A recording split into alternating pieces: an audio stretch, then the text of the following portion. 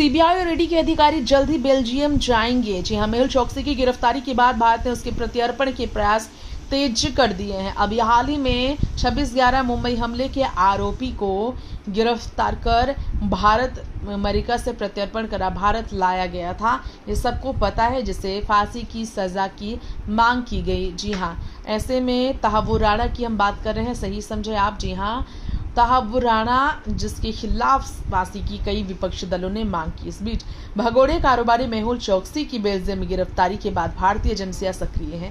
मेहुल चोकसी की कोर्ट में सुनवाई से पहले ईडी और सीबीआई बेल्जियम जाने को तैयार है। राष्ट्रीय रिपोर्ट के मुताबिक सीबीआई और ईडी ने बेल्जियम जाने वाले अधिकारियों की लिस्ट जारी कर दी। जल्द ही अधिकारी रवाना हो सकते हैं। सीबीआई और ईडी के आग्रह पर ही मेहुल चोकसी को बेल्जियम में गिरफ्तार किया गया है। जानकारी के मुताबिक वह स्विट्जरलैंड भागने की फिराक में है। प्रत्यर्पण का आग्रह करने के बाद चोकसी को 12 अप्रैल को गिरफ्तार किया गया।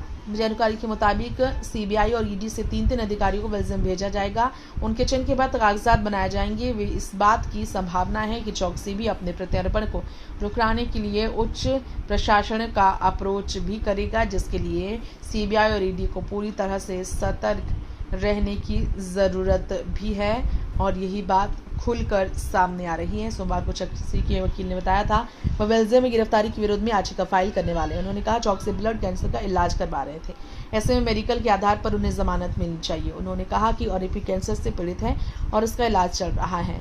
हम बेल्जियम में उसकी गिरफ्तारी के खिलाफ अपील दायर करने की प्रक्रिया में हैं। जमानत पर उसकी रिहाई की हमारी अपील मुख्य रूप से इस आधार पर होगी कि उसकी चिकित्सा स्थिर नहीं है और वह कैंसर का इलाज करा रहा है। हम ये भी तर्क देंगे कि हीरा व्यापारी के भागने का जोखिम नहीं है। उन्होंने कहा कि मामले की सुनवाई 5 दिनों के बाद ही हो सकती है, जिसके बाद वह जमानत के लिए अपील दायर कर दे। चोकसी 2018 में भारत छोड़ने के बाद एंटीगुआ में रह रहा था और बताया जा रहा था कि भारतीय नागरिकता रखते हुए उसने कैरिबियाई देश की नागरिकता ले ली थी। कुछ समय पहले ही उसके खिलाफ इंटरपोल के रेड कॉर्नर नोटिस को हटा दिया गया था और तभी से भारतीय एजेंसियां उसे प्रत्यर्पण कर माध्यम से भारत लाने के प्रयास में भारत और बेल्जियम के बीच लंबे समय से प्रत्यर्पण संधि भी है।